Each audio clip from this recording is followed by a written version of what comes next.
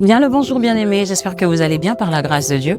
Aujourd'hui, le serviteur de Dieu nous a parlé de Jésus-Christ, le véritable temple en qui nous avons l'exaucement. Nous allons aller vers les bien-aimés et leur demander quelles ont été leurs impressions par rapport à ce qu'ils... Venez avec moi. Nous sommes ici avec le frère parfait. Shalom mon frère. Shalom bien-aimés sœurs. Amen. J'espère que tu vas bien et que tu as passé un bon culte. En tout cas, je vais bien par la grâce de Dieu et j'ai passé de merveilleux moments dans la présence de Dieu. Gloire lui soit rendue. Aujourd'hui, le serviteur de Dieu a parlé de Jésus, le véritable temple en qui nous avons l'exaucement. Est-ce que tu pourrais nous partager tes impressions? En tout cas, pour ce matin, je bénis le Seigneur parce que c'est vrai qu'il y a eu 3 séances d'exhortation sur le thème et j'ai été fortement béni et mes impressions sont vraiment bonnes parce que ce matin, j'ai encore saisi la grandeur de Dieu pour comprendre d'abord que c'est vrai que le Seigneur, il est le temple, mais il y a des richesses qui sont à l'intérieur. Et le Christ, on nous a montré comme l'image de Joseph qui avait la capacité de prendre soin, de nourrir tout ce qui avait besoin pendant que la famille était en Égypte. Et pour moi, c'est merveilleux, en fait, de comprendre que c'est Joseph qui répond à tout. De la même manière que Joseph répond à tout, et le Christ aussi, il répond à tous nos besoins. Et il y a aussi une balustrade que le prédicateur a su souligner qui m'a beaucoup édifié, c'est que Dieu ne bénit pas les pécheurs. Et quand quelqu'un est dans la vie du péché, ces bénédictions-là, au fait, ne lui appartiennent pas. Et cela ne revient qu'aux enfants de Dieu. Ceux qui honorent Dieu, c'est ceux-là qui auront part à la bénédiction. Donc pour moi, en tout cas, j'ai de bonnes impressions. Je bénis le Seigneur. Pourquoi? Parce que je sais que à chaque fois qu'on honore le Seigneur nous bénit davantage. Pour ça, je bénis le serviteur de Dieu d'avoir apporté cet enseignement. Amen. Que le Seigneur te bénisse, mon frère. Amen. Que le Seigneur te bénisse également. Amen. Nous sommes ici avec la sœur Alana. Shalom, ma sœur. Shalom maman. Amen. J'espère que tu vas bien, que tu as passé de très bons moments. Je vais bien par la grâce de Dieu et toi? Ça va aussi, merci. Okay. Aujourd'hui, le serviteur de Dieu a parlé de Jésus-Christ, le véritable temple en qui nous avons l'exaucement. Est-ce que tu pourrais nous partager tes impressions par rapport à ce que tu as reçu ce matin? Déjà, mes impressions sont bonnes par rapport à ce que j'ai reçu ce matin. Comme vous l'avez donné le thème que Jésus est le véritable temple. Et ça m'a fait du bien de reconnaître le processus de l'exaucement. On nous a fait déjà comprendre que avant de recevoir l'exaucement, on a d'abord un besoin. Et dans le besoin, il y a l'illumination qui s'accompagne dans le besoin et la persévérance, puis jusqu'à ce qu'on reçoive l'exaucement. En tout cas, ça m'a fait du bien. J'ai noté cela comme le processus de l'exaucement.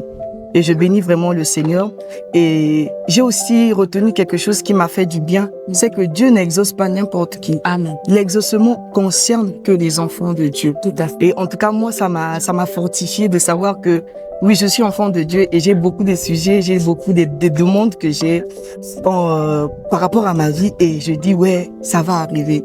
C'est vrai que ça pourrait prendre du temps, mais je verrai l'exaucement parce que je suis un enfant de Dieu. Et je bénis vraiment le Seigneur par rapport à cela, en tout cas. Amen. Nous le bénissons. Amen. Nous sommes ici avec le frère Jordan. Shalom, précieux frère. Shalom, bien-aimé. J'espère que tu vas bien et que tu as passé un bon culte. Grâce à Dieu, ça va bien. Aujourd'hui, le serviteur de Dieu a parlé de Jésus-Christ, le véritable temple en qui nous avons l'exaucement. Est-ce que tu peux nous partager tes impressions par rapport à ce culte? Gloire à Dieu, merci pour la question. Je bénis déjà le Seigneur parce que ce message nous a permis de comprendre, de réaliser que l'exaucement n'est qu'en Christ. Amen. Parce qu'on a compris que Jésus-Christ est lui le véritable temple.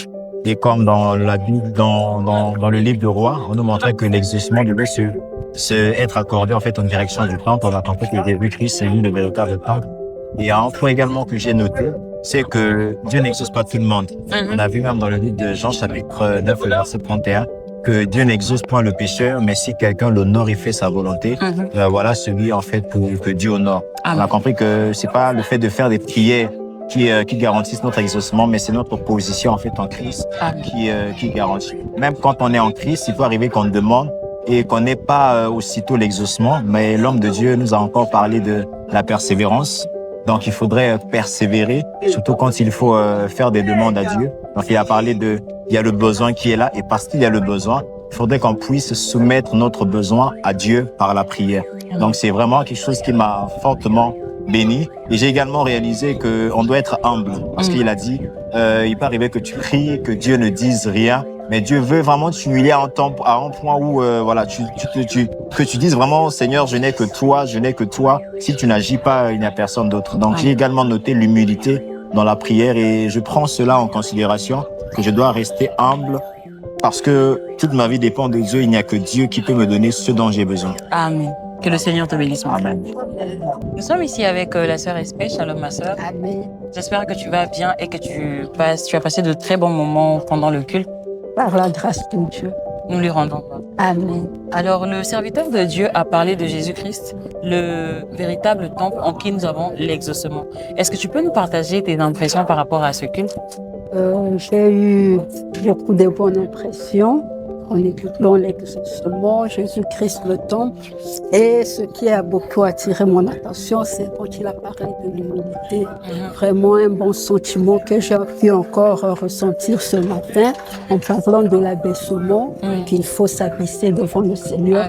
Vraiment, je bénis le Seigneur afin qu'il m'a fait cette grâce de pouvoir encore ressentir cela ce matin. Vraiment, les impressions étaient bonnes et je dis gloire à Dieu. Amen. Que le Seigneur te bénisse. Amen. Nous sommes arrivés à la fin de cette rubrique.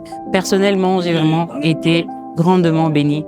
Et vraiment, ce que j'ai retenu par rapport à ce que le serviteur de Dieu pouvait dire, premièrement, c'est d'abord, pour être exaucé, il faut être dans de bonnes prédispositions. Il faut être dans la bonne position. Donc, le Seigneur n'exauce pas la prière du pécheur.